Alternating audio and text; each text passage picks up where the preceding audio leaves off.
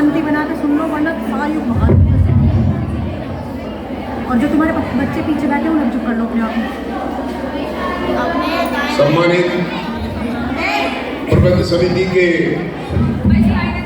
अध्यक्ष जी, आज के हमारे अतिथि डॉक्टर सत्यपाल जी, धर्मवीर जी, उपाध्यक्ष श्री गोपाल बंसल जी और मेरे प्रिय पुत्र समान केशव और विद्यालय की प्रधानाचार्य जी, और आज एंकरिंग कर रही मेरे विद्यालय की छात्रा परी, उनको सहयोग कर रही वरिष्ठ अध्यापिका पिंकी और शालू, इनकी एंकरिंग देख कर भी आज बहुत मन प्रसन्न हुआ।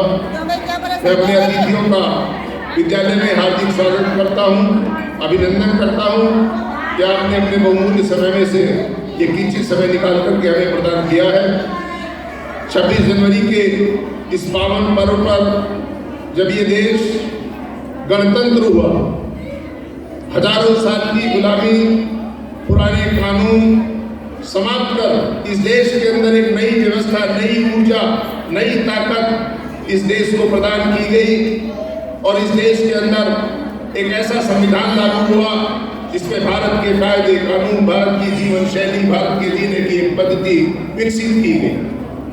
हिंदुस्तान या हिंदुत्व किसी व्यक्ति का नाम नहीं, किसी धर्म का नाम नहीं, किसी मजहब का नाम नहीं, बल्कि भारत के अंदर रहने वाले सभी धर्मों के लोगों की एक जीवन शैली है।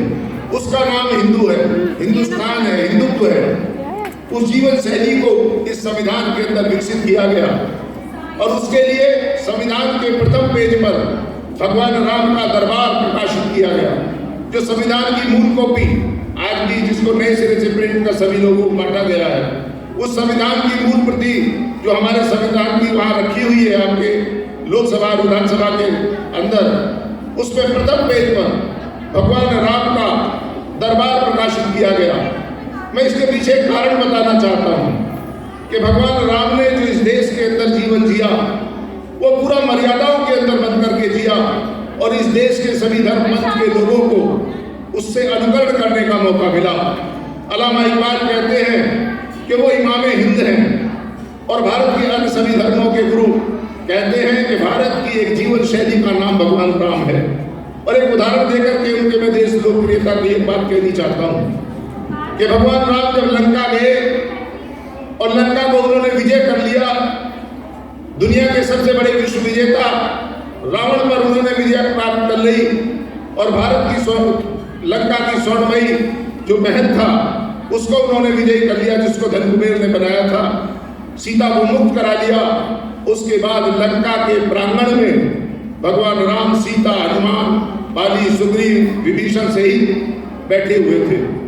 उनका चेहरा उदास हो गया और उनका चेहरा उदास देख करके लक्ष्मण ने पूछा कि हे भ्रात, आपने दशानन को जीता है, जो विश्व विजयी था उसको आपने विजय किया है, माता सीता को आपने मुक्त करा लिया है और स्वर्णमयी लंका को आपने जीत लिया है, फिर आज आपके चेहरे पे ये उदासी क्यों है?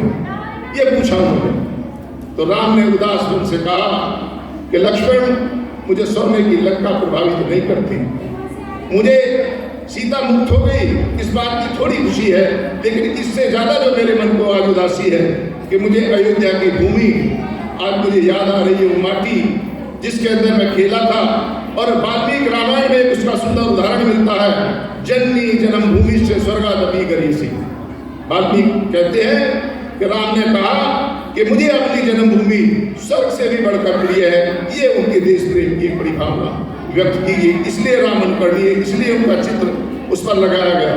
अपने जीवन के अनेक उदाहरणों से उन्होंने एक जीने की शैली, कभी वो एक पिता के रूप में, पिता के पुत्र के रूप में, वो भी 4 भाई थे, ये एक जीवन शैली। और एक औरंगजेब, उसके भी 4 भाई थे। सर कलम करके पिता को जेल में शाहजहां को भेज दिया था, रखा कि लो पुत्र ने तुम्हें तोहफा भेजा है। एक वो शैली, अरे वो शैली कि उनका भाई चरण खड़ाऊ लेकर के सिंहासन पे नीचे बैठ गया और नंदीग्राम में 14 वर्ष तक नीचे बैठ करके भगवान राम के आने की प्रतीक्षा की और सिंहासन पर चरण खड़ाऊ रखे। ये भारत की जीवन शैली उन्होंने विकसित की, इसलिए संविधान में उनका चित्र लगाया गया। तो इस तरह की भावनाओं से ओतप्रोत ये देश जिसकी ये जीवन शैली है जिसका मैं वर्णन कर रहा था, उस जीवन शैली को हमारे संविधान के अंतर्गत रखा गया। भारत एक महान देश, एक महान संस्कृति, तो हमने इस देश के अंदर जिस पर रहते हैं उस पे आने के लिए देवता भी पूजा करते हैं, भगवान की पूजा करते हैं, बड़े बड़े देव ऋषि मुनि कि हे भगवान, जब भी कभी अवतार के रूप में हमारा जन्म हो तो भारत की भूमि पर हो। और वो एक श्लोक आता, उसके लिए मैंने शायद पहले भी कभी पढ़ा हो, गायन्ति देवा किलगीत कानि धन्यास्तु हे भारत भूमि भागे स्वर्गाप वर्गास्त मध्य हेतु भूते भवन्ति भूय पुरुषा सत्वात् औ भूमि सम समुद्रवत्तादिकेषु वर्षेषु अति पुण्यमेतत् गायन्ति यत्र जना मुरारे कर्माणि बद्धानि अवतारवन्ति। अर्थात देवता भी जिस भूमि पर आने के लिए गीत गाते हैं, भगवान की पूजा करते हैं, हमने उस भूमि पर जन्म लिया है। तो हमारे इस देश के प्रति जो कर्तव्य है, जो उस देश के प्रति हमारी भावनाएं हैं, जो इस मिट्टी का हम पे कर्ज है, उसको हम उतारने के लिए हम भी उतने महान बने, इस देश की सेवा करें, हमारे खून से, हमारे पसीने से देशभक्ति की खुशबू आए और उस खुशबू से ये देश महके।